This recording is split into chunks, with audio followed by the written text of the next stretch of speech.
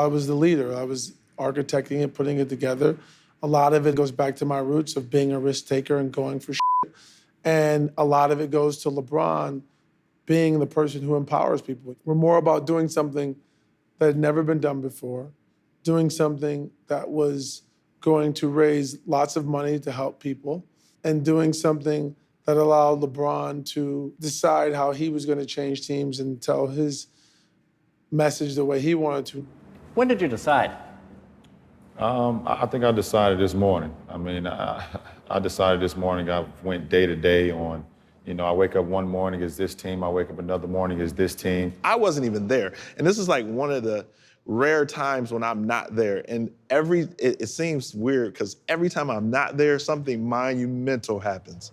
I was on my wedding anniversary trip in Vegas.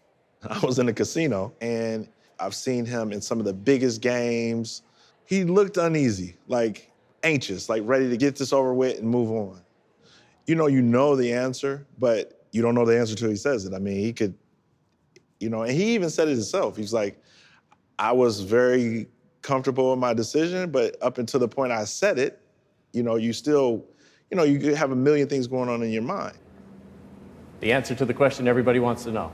LeBron, what's your decision? In this fall, man, it's very tough. In this fall, I'm going to take my talents to South Beach and join the Miami Heat.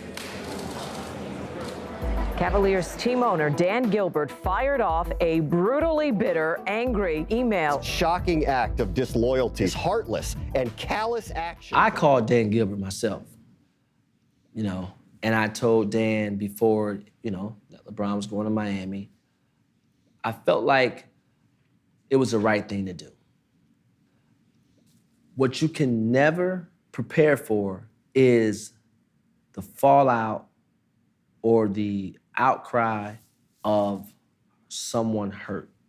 And in this situation, it was a state that was hurt. I actually felt a little guilty because I wasn't there. Talking to them about it, I'm like, okay, it's gonna be, this will be easy, be over, and I'll meet them in Miami. But then it happens and you start seeing the reaction, I'm like, Jesus, I should have been there. So that's some of the regret. Whatever the case may be, I was 25 years old and I wanted to be liked by everybody. So that's why the emotions was there. So you're like, oh my God, all these stories are out about me being selfish, which is the last thing that I am. And I used to read a lot of that dumb too. I'm young, I'm 25, 26, whatever, and I think that stuff matters. I watching the TV shows and all that stuff, so what you read, what you listen to, it affects you, if you allow it to. So from the time we landed in Miami, that first night when we got there, at like whatever time it was, we went to the W, right? Went to the W, yeah. I was like, what the hell just happened? I remember our flight to Miami.